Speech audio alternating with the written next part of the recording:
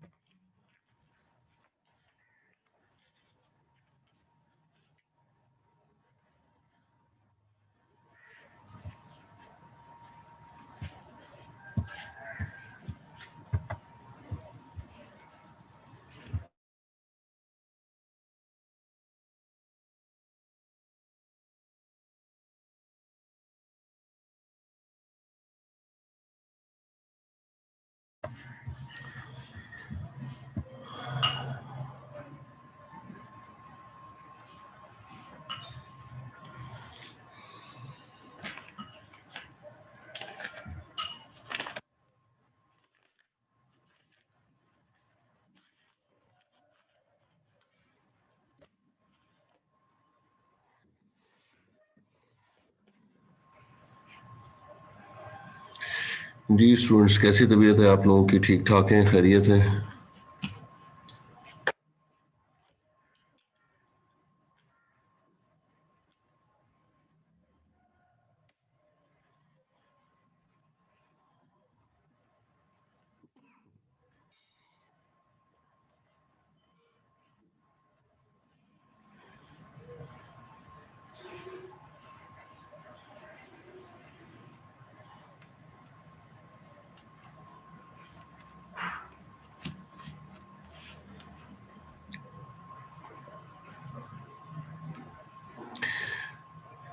अच्छा, अभी थोड़ी देर बाद हम जो है वो आप लोगों का भी इंट्रोडक्शन मैं लूँगा।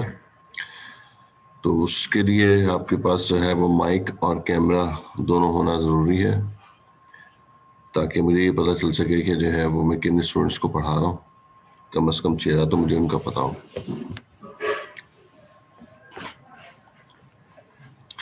तो आप लोग अरेंज करके रख लें, माइक भी ढूंढ के रखें, ताकि जो है वो अभी जो सवाल जवाब होगा तो फिर उसमें जो है वो माइक के जरिए ही कम्युनिकेशन हो पाएगी। और दूसरी चीज़ ये कि जो आप टेक्स्ट मैसेज कर रहे हैं, वो टेक्स्ट मैसेज जो है वो एवरीवन पे नहीं होगा। आप जो है मुझे जो रिप्लाई करेंगे वो प्राइवेट पे करेंगे, एवरीवन पे नहीं करेंगे।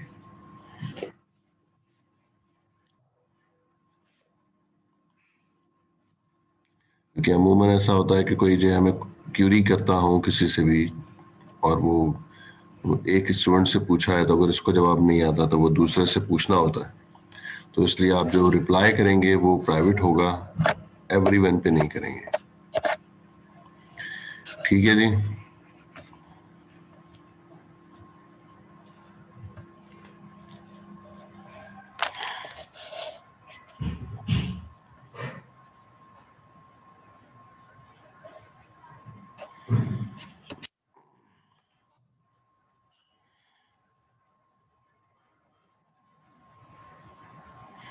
और अगर किसी के रजिस्ट्रेशन के हवाले से कोई क्यूरी होगी, कोई डिस्कशन होगी कि कोर्सेज के रजिस्ट्रेशन के हवाले से, तो वो हम सेशन के एंड पे कर लेंगे। जब ये सेशन खत्म हो जाएगा हमारा कोर्स का, तो उसके बाद स्टूडेंट्स रुक जाएं, फिर हम जो है वो डिस्कस कर सकेंगे उसमें।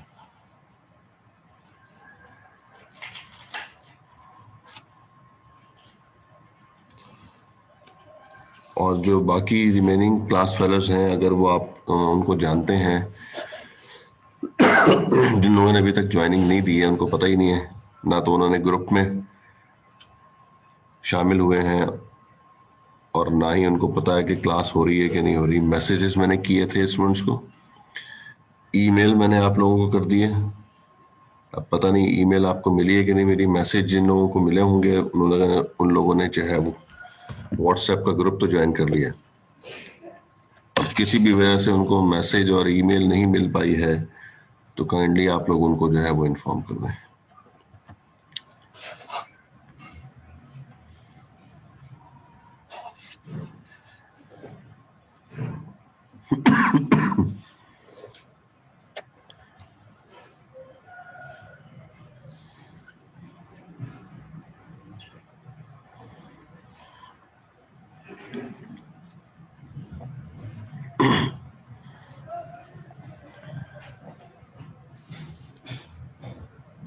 स्क्रीन पर आपको कोर्स आउटलाइन नजर आ रही है?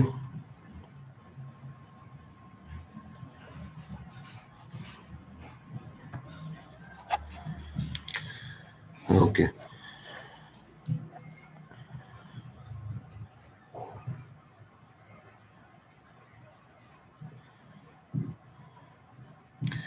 अच्छा, इसमें जो क्विज़ेस के मार्क्स मेंशन किए हुए हैं वो आप देख लें। मार्क्स असेसमेंट जो है, ये मार्क्स असेसमेंट जो है वो इसमें क्विज़ेस मेंशन किए हुए हैं। 10 marks, assignment 10 marks, lab work के 10 मार्क्स नहीं होंगे इसमें, क्योंकि ये पीडीएफ फाइल है, इसमें चेंज नहीं किया गया।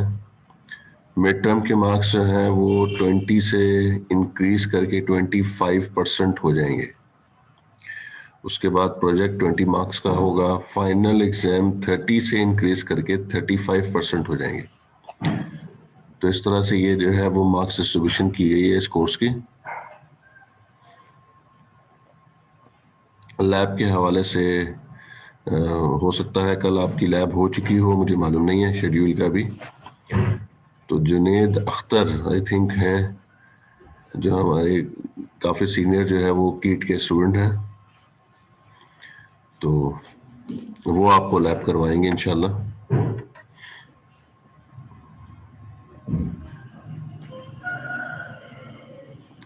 और जो टास्क हम जो है वो थ्योरी में पढ़ते जाएंगे वो राउटिंग प्रोटोकॉल आपको लैब में परफॉर्म करवाते रहेंगे। जो प्लेटफॉर्म होगा वो पैकेट ट्रेसर ही है। पैकेट ट्रेसर पर ही जो है वो आपको हर हफ्ते लैब करनी होगी। और इंशाल्लाह अगर यूनिवर्सिटी खुल जाती है तो फिर उस सूरत में मेन कैंपस में ही राउटर्स और स्विचेस रखे हुए हैं, तो फिजिकली जो है वो 4 लैब्स हमने उन राउटर्स और स्विचेस पर भी करनी है अगर यूनिवर्सिटी ओपन होती है तो।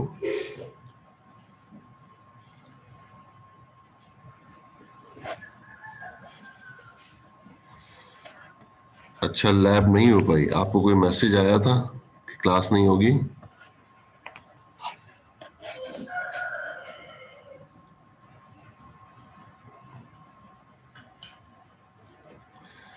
ठीक है, ऐसी कोई भी क्यूरी हो, किसी भी किस्म की क्यूरी हो कि क्लास आपकी नहीं हो रही है, किसी भी टीचर की क्लास आपकी जो है वो नहीं हो पाती है बगैर इन्फॉर्म किए हुए, तो आप डायरेक्ट जो है वो एकेडमिक ऑफिसर जो है वो फराज से पूछ सकते हैं, रमीज से पूछ सकते हैं।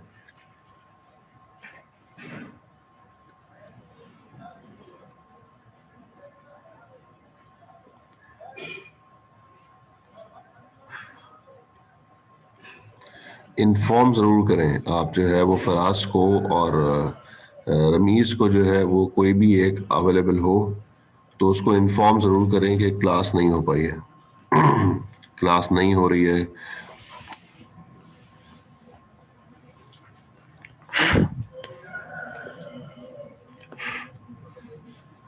तो कोशिश मेरी, जिस तरह से मेरी कोशिश होती है कि मैं अगर क्लास जो है वो 15 मिनट आधा घंटा लेट स्टार्ट करता हूँ तो मैं व्हाट्सएप ग्रुप पे इंशाल्लाह जो है वो अपडेट ज़रूर कर दूंगा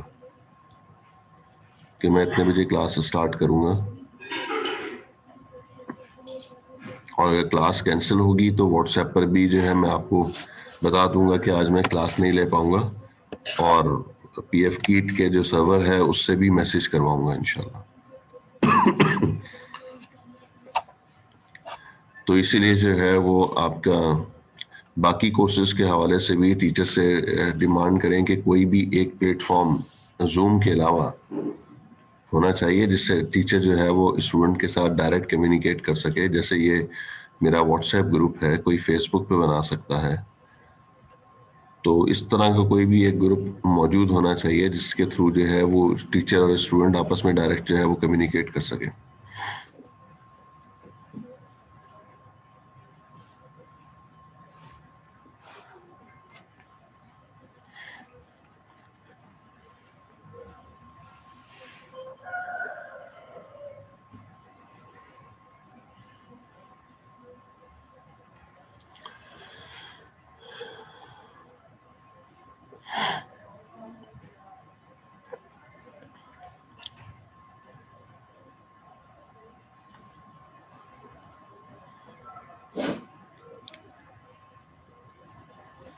क्लास स्ट्रेंथ तो मुझे काफ़ी लंबी चौड़ी लग रही है, लेकिन यहाँ पर इस वक्त सिर्फ और सिर्फ 18 स्टूडेंट्स ने ज्वाइन किया अभी तक।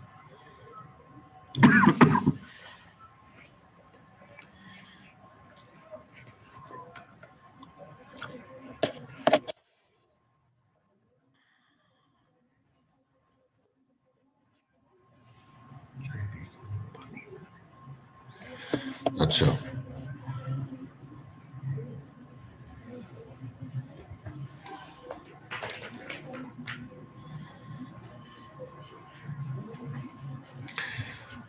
अच्छा, इस कोर्स का प्रीरिक्विजिट कोर्स था डेटा कम्युनिकेशन नेटवर्क्स।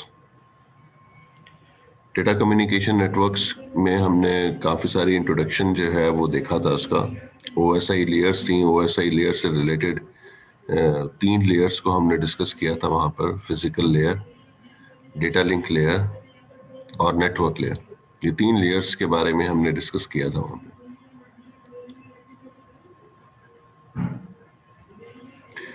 उसमें जो है वो हमने नेटवर्किंग और इंटरनेटवर्किंग डिवाइसेस को भी हमने पढ़ा था कि कौन सी डिवाइसेस नेटवर्किंग है, कौन सी जो है वो इंटरनेट नेटवर्किंग डिवाइसेस हैं। फिर उसके साथ हमने जो है वो आईपी एड्रेसिंग को भी काफ़ी तफसील से देखा था कि आईपी एड्रेसिंग जो है वो किस तरह से इम्प्लीमेंट होती है, किस तरह से जो है वो अप्लाई की जाती है।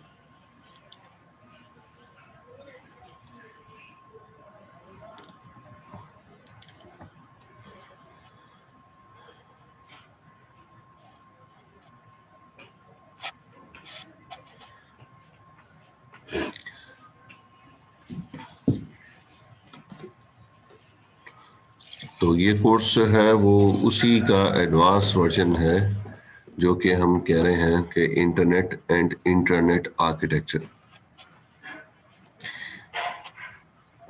इंट्रानेट का मतलब यह है कि विद इन अ नेटवर्क जो डिवाइसेस यूज होती हैं उसको हम देखेंगे। जो इम्पोर्टेंट डिवाइस है वो लेयर 2 स्विच है जिसको हम यूटिलाइज करते हैं। तो इस कोर्स के अंदर भी स्विच के हवाले से हम जो है डिस्कस करेंगे। और इंट्रानेट का मतलब यह है कि outside the network, between networks. एक नेटवर्क से दूसरे नेटवर्क में अगर जाना है तो हमें जो है वो इंटरनेटवर्किंग डिवाइसेस यूज करनी पड़ेंगी। और वो डिवाइसेस हैं वो बहुत इंपॉर्टेंट जो है वो लेयर 3 स्विच है या फिर राउटर्स हैं। तो इस तरह से हम जो है वो इस कोर्स के अंदर इंटरनेट एंड इंट्रानेट आर्किटेक्चर को डिस्कस करेंगे कि किस तरह से उसको कॉन्फ़िगर किया जाता है, कैसे जो है वो आपस में डिवाइसेस को, एंड डिवाइसेस को कम्युनिकेट करवाया जाता है।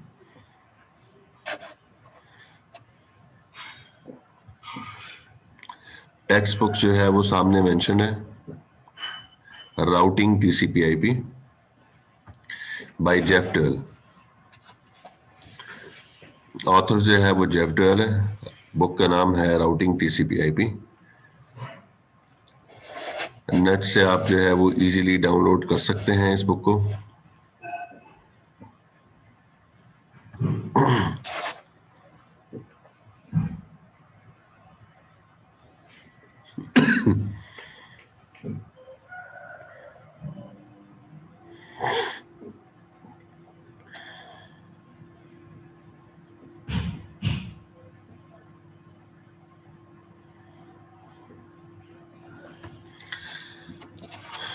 स्टार्टिंग में हम जो है वो कुछ बेसिक कॉन्सेप्ट्स को देखेंगे जो हम डेटा कम्युनिकेशन नेटवर्क्स में देख चुके हैं। हम इस कोर्स के अंदर जो है वो कुछ राउटिंग प्रोटोकॉल्स को देखेंगे और फिर उसके बाद जो है वो एंड में स्विचेस को कैसे कंट्रोल करना है, स्विचेस के हवाले से जो है वो डिस्कस करेंगे। डेटाकॉम में आपको जब नेटवर्किंग और इंटरनेटवर्किंग डिवाइसेस के हवाले से डिस्कस किया गया था तो साथ में आपको ये भी बताया गया था कि हमारे पास जो राउटिंग टेक्निक्स हैं वो बेसिक जो है वो दो तरह की होती हैं, एक स्टैटिक राउटिंग और दूसरी डायनामिक राउटिंग। तो स्टैटिक राउटिंग जो है मैनुअल कॉन्फ़िगर होता है, डायनामिक राउटिंग जो है वो हम कहते हैं कि राउटर ज़्यादा इंटेलिजेंट होता है जिसके बेसिस पे वो बेस्ट रूट सेलेक्ट कर सकता है। स्टैटिक राउटिंग में बेस्ट रूट नहीं सिलेक्ट किया जा सकता। डायनामिक राउटिंग में बेस्ट रूट जो है वो राउटर खुद सेलेक्ट करके पैकेट को फॉरवर्ड करता है। तो इसलिए जो है वो पहले हम देखेंगे कि स्टैटिक राउटिंग कैसे बिहेव करता है और उसकी कॉन्फ़िगरेशन और मुख्तलिफ केस स्टडीज जो है वो हम डिस्कस करेंगे इस चैप्टर में। दूसरा जो टॉपिक है वो फिर डायनामिक राउटिंग हो गया। डायनामिक राउटिंग में हम जो है वो कहते हैं राउटर को एक मरतबा जब हम कॉन्फ़िगर कर देते हैं तो फिर राउटर ऑटोमेटिकली अपना पाथ जो है वो सिलेक्ट करता है, बेस्ट पाथ सिलेक्ट करता है। अगर एक पाथ ब्रेक हो जाए तो दूसरे पाथ से जो है वो खुद ब खुद स्विच हो जाता है। तो जो डायनामिक राउटिंग के फीचर्स हैं वो हम देखेंगे। उसके बाद जो है वो डायनामिक राउटिंग के डिफरेंट टाइप्स हैं। जिसमें से सबसे पहले जो है वो रिप है, राउटिंग इंफॉर्मेशन प्रोटोकॉल। क्योंकि टीचर ने आपको जो है वो जब डेटा कॉम समझाई होगी उसके अंदर इस टॉपिक को डिस्कस किया होगा, तो उसमें बताया होगा कि डायनेमिक राउटिंग दो तरह की होती है, क्लासफुल राउटिंग प्रोटोकॉल और क्लासलेस राउटिंग प्रोटोकॉल। तो इस कोर्स के अंदर भी, इस बुक के अंदर भी कुछ क्लासफुल राउटिंग प्रोटोकॉल हैं और कुछ क्लासलेस राउटिंग प्रोटोकॉल्स हैं।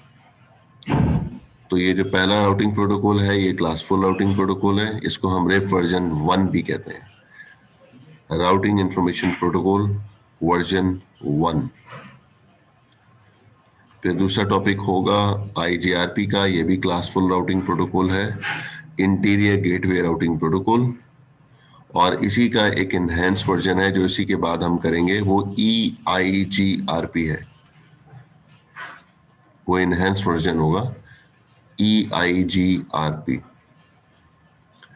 और फिर उसके बाद जो है वो अगला प्रोटोकॉल है रिप वर्जन 2। और रिप वर्जन 2 के बाद हम देखेंगे OSPF, open shortest path first. ये इस कोर्स का जो है वो राउटिंग प्रोटोकॉल्स में से लास्ट प्रोटोकॉल होगा। और उसके बाद जो है जब हम कहते हैं कि इंटरनेट के ऊपर डिफरेंट राउटिंग प्रोटोकॉल्स वर्क कर रहे होते हैं, कहीं पर रिप तो कहीं पर IGRP, कहीं पर EIGRP, कहीं पर OSPF, और भी बहुत सारे प्रोटोकॉल्स हैं, लेकिन हमारे इस कोर्स आउटलाइन में सिर्फ यही प्रोटोकॉल है। तो अगर इनकी आपस में कम्युनिकेशन करनी हो, मतलब अगर एक सेंटर जो है वो स्टैटिक राउटिंग के एनवायरनमेंट में मौजूद है और डेस्टिनेशन जो है वो रिप के एनवायरनमेंट में मौजूद है, तो इनकी आपस में कम्युनिकेशन करवाने के लिए हमें फिर स्पेशल कॉन्फ़िगरेशन करनी पड़ती है, जिसको हम कहते हैं रूट रीडिस्ट्रीब्यूशन। तो रूट रीडिस्ट्रीब्यूशन जब हम करेंगे तो फिर डिफरेंट प्रोटोकॉल्स पर जो एंड डिवाइसेस मौजूद हैं वो आपस में कम्युनिकेट कर पाएंगे, उसके बगैर नहीं हो पाएगा। स्टैटिक राउटिंग के एनवायरनमेंट में जो है वो पैकेट सिर्फ स्टैटिक राउटिंग तक ही जा सकेगा। रिप के एनवायरनमेंट में अगर कोई सेंटर मौजूद है तो वो रिप के एनवायरनमेंट में ही कम्युनिकेशन कर पाएगा। लेकिन अगर जो है वो दरमियान में आप रूट रीडिस्ट्रीब्यूशन कर देंगे तो फिर स्टैटिक से रिप में और रिप से स्टैटिक में पैकेट जो है वो मूव कर सकता है। और इसके अलावा जो है फिर हम लैन एनवायरनमेंट में हम लैन डिज़ाइन कैसे करते हैं, कॉन्फ़िगर स्विच को कैसे करेंगे, VLANs के कॉन्सेप्ट है, इम्प्लीमेंटेशन है, और VTP के कॉन्सेप्ट्स हैं। ये 4 टॉपिक जो है हमने स्विचेस के हवाले से देखने। और फिर उसके बाद जो है वो कुछ चीज़ें जो हैं वो इसी से रिलेटेड हैं। DHCP है, डायनेमिकली IP कैसे असाइन की जाती है, access control list, I mean के जो है वो किस सर्वर के हवाले से किन डिवाइसेस को, किन एंड डिवाइसेस को एक्सेस देना है, किसको जो है वो एक्सेस नहीं प्रोवाइड करना, वो हम जो है वो ACL में देखेंगे। उसके अलावा नेटिंग है, network address translation. Network address translation का मतलब यह है कि जितने भी प्राइवेट और पब्लिक नेटवर्क के दरमियान में राउटर्स लगे होते हैं उन पे हमें फिर जो है वो प्राइवेट IP से पब्लिक IP और पब्लिक IP से प्राइवेट IP में ट्रांसलेशन करनी होती है। इसका कॉन्सेप्ट DCN ने बताया होगा, फिर जब हम टॉपिक डिस्कस करेंगे तो फिर उस वक्त बताएंगे।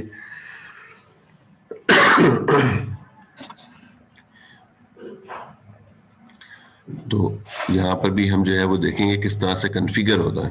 पहले तो आपने थ्योरी पढ़ी होगी, अब हम जो है वो कॉन्फ़िगरेशन देखेंगे कि कैसे प्राइवेट IP से पब्लिक IP में पैकेट ट्रांसफर हो जाता है। पैकेट में जो IP रखी हुई है वो प्राइवेट IP से पब्लिक में और पब्लिक से प्राइवेट में कैसे ट्रांसलेट हो जाती है।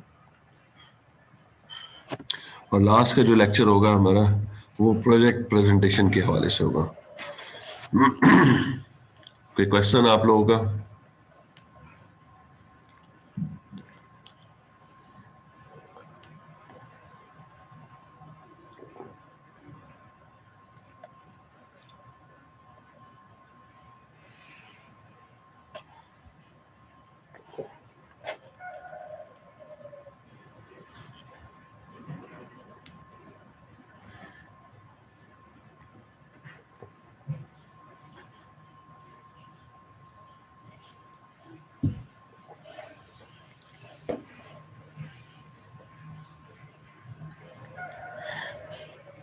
अच्छा,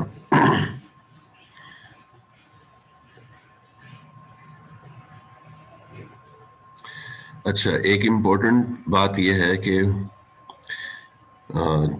जब मैं आप लोगों से सवाल करूं और एवरीवन से करूं तो उसका रिप्लाई चैट के ऊपर, प्राइवेट चैट पे आप लोगों को सबको देना चाहिए।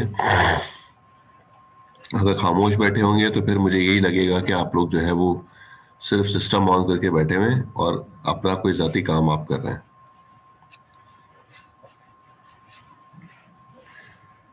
तो मुझे ऐसा लगता होगा कि मैं फिर जो है वो आपकी एब्सेंट मार्क कर दूंगा, क्योंकि आप लोग रिप्लाई नहीं कर रहे होंगे। तो अगर आपको किसी काम के लिए 2-4 मिनट के लिए जाना है तो आप मुझे चैट पे जो है वो मैसेज करके आप जा सकते हैं। किसी भी इम्पोर्टेंट काम के लिए 2 minute, 3 minute, 4 minute, maximum 5 minute जो है वो आप ये काम करना है तो आप जो है वो 5 मिनट के लिए क्लास से जा सकते हैं, उसमें कोई मसला नहीं है, लेकिन बता के जाना होगा आपको।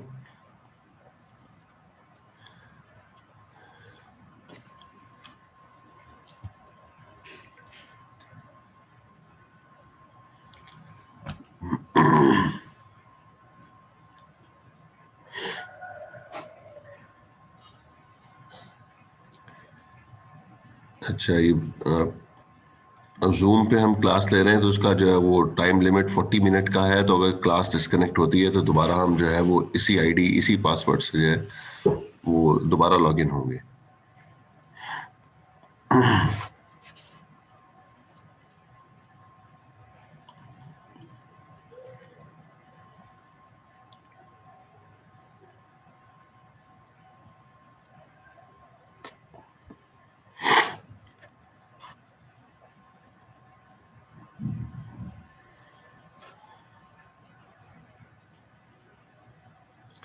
कोई क्वेश्चन नहीं है आप लोगों का?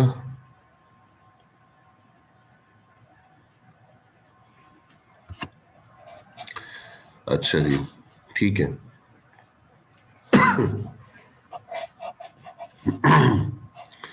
अच्छा, प्रोजेक्ट के हवाले से अगर हम डिस्कस करें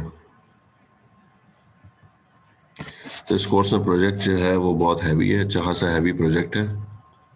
जो भी कुछ आप क्लास में डिस्कस करेंगे वो तमाम चीज़ों को आपने अपने प्रोजेक्ट में इम्प्लीमेंट करना है। प्रोजेक्ट में क्या क्या चीज़ें चाहिए तो वो मैं आपको, एक फाइल है वो वर्ड की फाइल होगी, मैं शेयर कर दूंगा आपसे। और साथ में जिस जिस डेट को जो जो चीज़ें चाहिए वो भी मेंशन की होंगी। जो माइलस्टोन्स होंगे उसकी डेट भी मेंशन की होगी,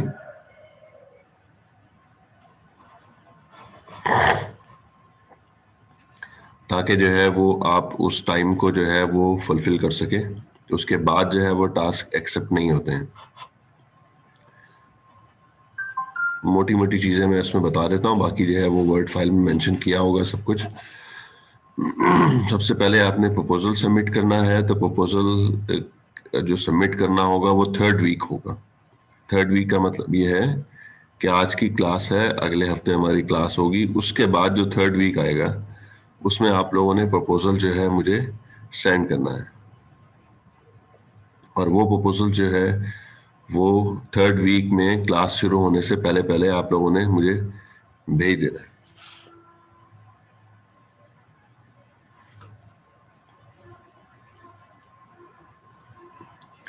जी हाँ, जो प्रोजेक्ट होगा आपका उसका जो प्लेटफॉर्म होगा वो पैकेट ट्रेसर ही होगा। पैकेट ट्रेसर पर ही आपने प्रोजेक्ट प्रपोजल सबमिट करना होगा। और उसके बाद जो है वो टोपोलॉजी बनानी होगी, टोपोलॉजी को उसकी टैगिंग करनी होगी। फिर उसके बाद जो है वो कुछ जगहों पर आपने स्टैटिक राउटिंग कॉन्फ़िगर करना होगा, कुछ जगहों पर आपने डायनामिक राउटिंग कॉन्फ़िगर करना होगा। और डायनामिक राउटिंग भी वो वाले जो कि हमारी कोर्स आउटलाइन में है, जैसे रिप2 है, जैसे EIGRP है, जैसे OSPF है। उसके अलावा जो है वो रिडिस्ट्रीब्यूशन होगी, ACL होगा, नेटिंग होगी, पोर्ट सिक्योरिटी होगी, DHCP होगा। ये सारी चीज़ें जो है वो उस प्रोजेक्ट में मौजूद होंगी मुख्तलिफ प्लेसेस पे। हर ग्रुप की अलग डायग्राम होगी,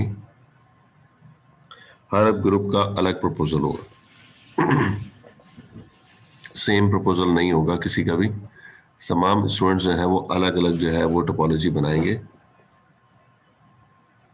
और पिछले सेमेस्टर में भी लोगों ने पुराने प्रोजेक्ट किसी के देने की कोशिश की थी, तो वो जब पकड़े जाते हैं तो फिर जुर्माना हैवी हो जाता है।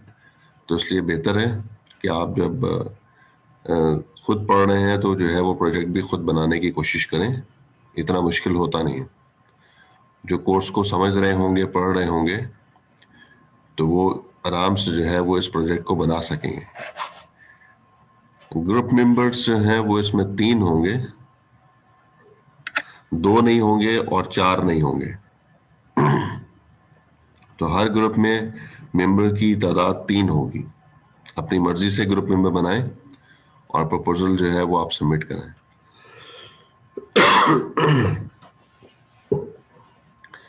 तो जो माइलस्टोन्स मेंशन किए होंगे हमारी कोर्स आउटलाइन में, जैसे जैसे जो है वो हम स्टैटिक राउटिंग पढ़ चुके होंगे, तो उसके बाद ही का टास्क होगा कि आपको स्टैटिक राउटिंग सबमिट करानी होगी। फिर रिप की बारी आएगी, फिर EIGRP की बारी आएगी, फिर OSPF की बारी आएगी। ये तमाम टास्क जो है वो डेट वाइज जो है मेंशन किए हुए हैं, लेकिन लिए उसी वक्त ही जाएंगे जिस वक्त आप क्लास में पढ़ चुके होंगे मेजॉरिटी टॉपिक्स। 1-2 टॉपिक ऐसे होंगे, हो सकता है, जैसे ये आखिर वाले हैं, ACL हो गया, नेटिंग हो गया, DHCP तो आप ऑलरेडी डेटाकॉम में कर चुके हैं, और पोर्ट सिक्योरिटी हो गया। तो हो सकता है मैं ना करवा पाऊं उसको पहले, तो लैब में परफॉर्म हो चुका होगा। ठीक है, तो लैब में परफॉर्म हो चुका होगा तो जुनेद जो है वो आपको करवा चुका होगा, इसलिए वो भी आप उसकी प्रैक्टिस कर चुके होंगे। लैब मैनुअल में सब कुछ मौजूद है। लैब मैनुअल आप रेगुलर बेसिस पे कंप्लीट करते रहें और अपने लैब इंजीनियर्स को सबमिट कराते रहें।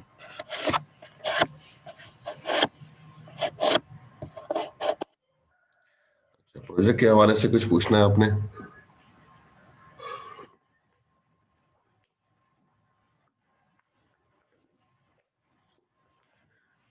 हर मीटिंग में प्रोजेक्ट का वाइवा होगा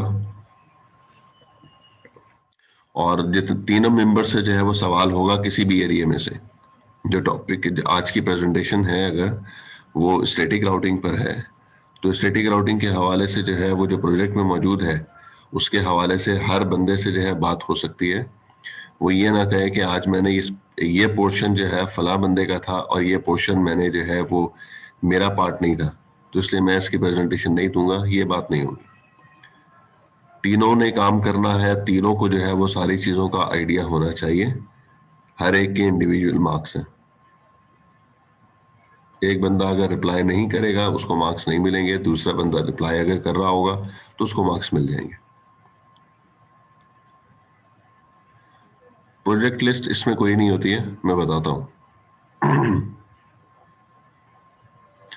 अच्छा, सबसे पहले तो आप जो है वो चैट के ऊपर अपनी आईडी और नाम लिखते हैं, ताकि चैटिंग में मुझे पता चल जाए कि कौन कौन स्टूडेंट मौजूद था पहले सेशन में।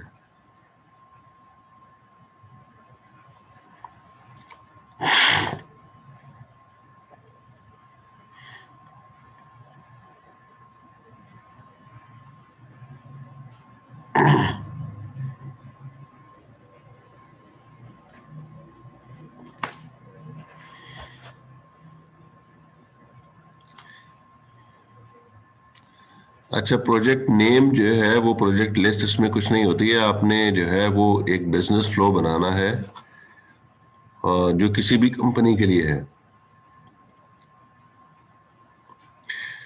कोई जो है वो गारमेंट फैक्ट्री है और उसके आउटलेट्स जो हैं वो पाकिस्तान के मुख्तलिफ प्लेसेस पे मौजूद हैं।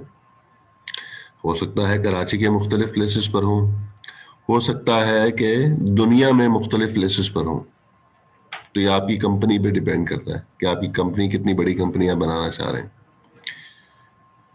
तो गारमेंट फैक्ट्री के लिए जो है जब आप बिजनेस फ्लो बताएंगे उसका कि उसका बिजनेस है कि एक्चुअली गारमेंट फैक्ट्री से तो पता चल रहा है कि गारमेंट्स के हवाले से जो है वो चीज़ें जो है वो सेल मैन्युफैक्चरिंग हो रही होगी, फिर सेल परचेज भी हो रही होगी मुख्तलिफ चीज़ों की।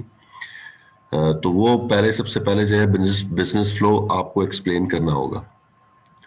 फिर उसके आपको आउटलेट्स या पॉइंट्स बताने होंगे कि कितने प्लेसेस पर ये वर्किंग हो रही है। तो हमें जो है वो एट लीस्ट, और मेरा ख्याल है कि मैक्सिमम भी इतना ही होना चाहिए, 15 राउटर्स जो हैं वो हमने लगाने हैं अपने प्रोजेक्ट में, 15 राउटर्स, और कुछ स्विचेस होंगे और कुछ एंड डिवाइसेस होंगे। तो जब आप 15 राउटर्स लगाएंगे तो आप ये समझ लें कि आपने 15 प्लेसेस जो हैं वो अपने प्रोजेक्ट में डिफाइन करना है। कराची के मुख्तलिफ प्लेसेस हो सकते हैं, may be Gulshan Iqbal, may be जो है वो north Nazimabad, may be Clifton, may be जो है वो मलीर, इस तरह के प्लेसेस हो सकते हैं। और या फिर जो है वो कंट्रीज हो सकती, सिटीज हो सकते हैं, कराची, लाहौर, इस्लामाबाद, फैसलाबाद, कोहाट एक्सेट्रा। और ऐसे ही जो है मुख्तलिफ कंट्रीज भी हो सकते हैं। तो कुछ ब्रांचेस जो है वो पाकिस्तान में है, कुछ ब्रांचेस जो हैं वो लंदन में है, इंग्लैंड में है, कुछ ब्रांचेस जो हैं वो श्रीलंका में है। इस तरह से मुख्तलिफ ब्रांचेस आप बना सकते हैं।